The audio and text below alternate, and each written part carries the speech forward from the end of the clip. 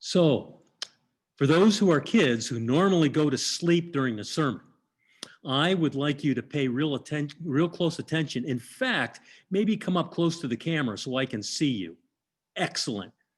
Excellent.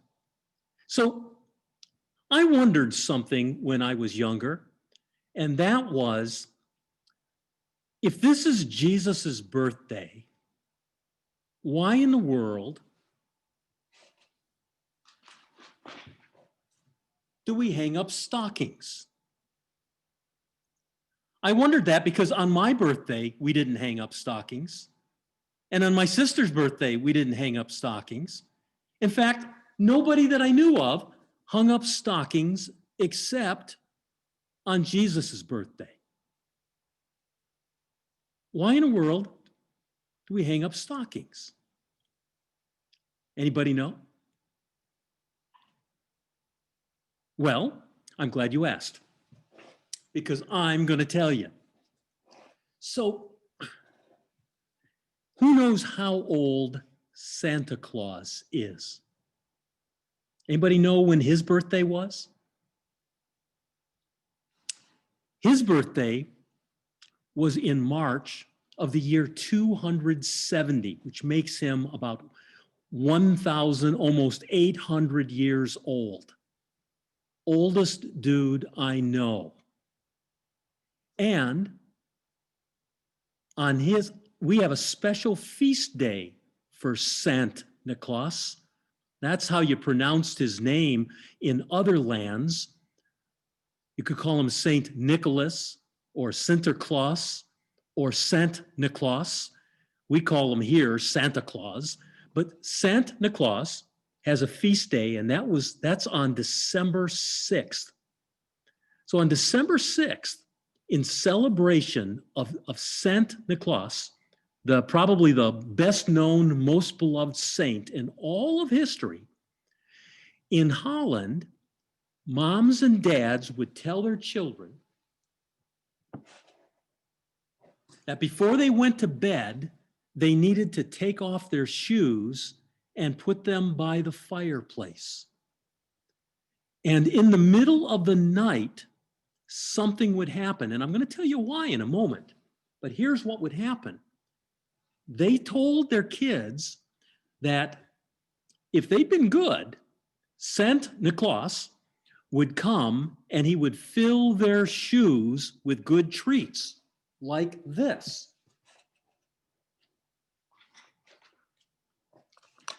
This is one of my favorite treats. Premium chocolate gold coins. And their parents would fill the shoes with gold coins. Now, I told Charlie before the service that if she ran over here right after the service, she'd get some of these. That's true for anybody, but you're going to have to get here fast. So just so you know, there are gold coins. They're not real gold, they're chocolate inside this shoe. And over time, people only in Holland, as far as I know, wore wooden shoes. So instead of putting out shoes, we put out something close to it, socks.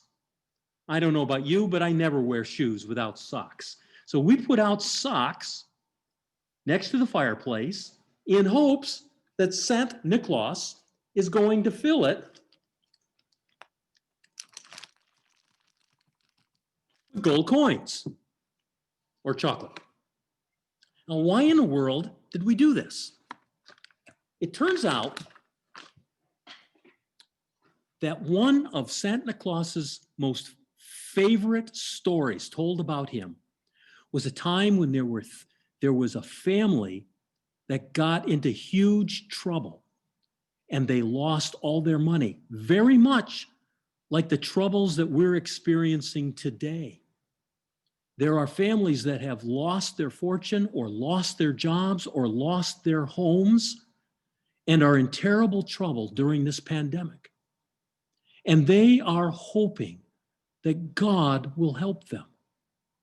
Well, when Nicholas was a young priest, I don't know if you knew this, that Nicholas was not only a Christian, but he was a priest and, in fact, a bishop. Nicholas heard that this family had lost all their money, and they were so poor that the father could not provide a wedding for any of his daughters. So one night, in the middle of the night, when everybody was asleep, Nicholas came to their home and he put gold coins on the doorstep. When they woke up in the morning, the father opened the door and he saw all these gold coins. He had no idea where they came from, but it was enough money so that his daughter could have a wedding. And she was married and so happy. Well, the father began to pray, "Dear God, I don't know where this stuff came from, but obviously it comes from you. And you've helped my first daughter, and if you be so kind, could you help my second daughter?"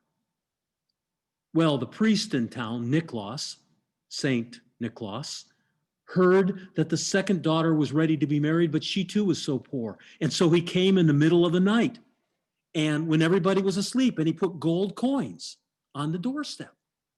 Behold, the next morning, the father saw the gold, and the second daughter could get married. Well, he's got one daughter left, and so he prays, "Dear God, could you please help my third daughter?" But really curious, after he prayed that prayer and told the priest he prayed the prayer, really curious, he didn't go to sleep that night.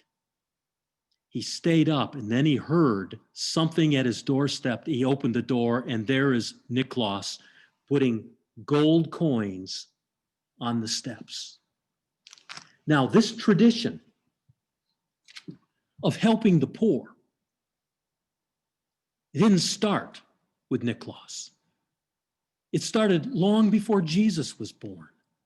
But it's one of the things that was most important to Jesus: helping the poor, loving the unloved, caring for those who had no hope, bringing hope where there was nothing but despair. That's what Jesus meant by loving your neighbor as you love yourself. And Nicholas so personified the life and the love and the teaching of Jesus that they stopped calling him Nicholas and started calling him Saint Nicholas. And he's known as Saint Nicholas to this day. And remembering what he did for those children, I don't know about you, but I hang up a stocking at my fireplace on Christmas Eve, and I'm hoping that in the morning there's going to be something. Now, just to help you a little bit with Nicholas's costume, you have to remember that Nicholas not only is a Christian, but he's a priest and as a bishop. So if he's a priest like me, he's going to be wearing this kind of thing. But on his feast day, on the feast day of any saint, instead of wearing white like we're wearing for Christmas, on the feast day of a saint, we always wear red. I wear red on the feast of St. Thomas. I wear red on the feast of St. Paul. I wear red on December 6th, the feast of Saint Nicholas. And I'll wear a red stole like this. And I'll wear a red chasuble like this. And all of a sudden, I'm starting to look a little familiar, because you always see Santa Claus wearing red and white, right? Oh, but he has a hat. Now, if you look at pictures of Santa Claus in Europe, they're always showing him with his bishop's hat, which looks like this.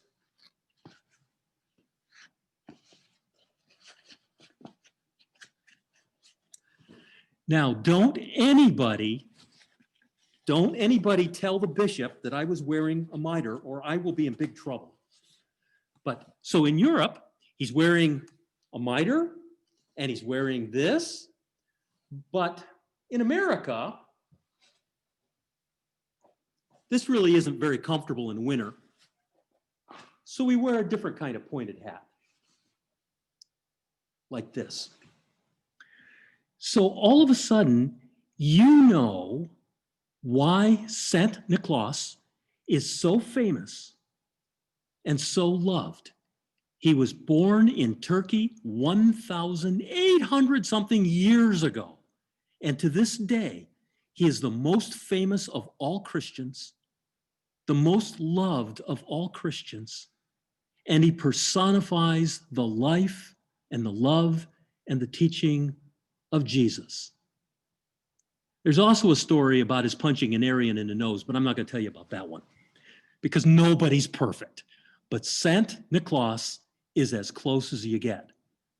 So when they asked me when I was a little boy, do you believe in Saint Nicholas? What do you think I told them? Absolutely. Anybody who shows up right after the service gets some of this chocolate gold. In the name of the Father, the Son, and the Holy Spirit.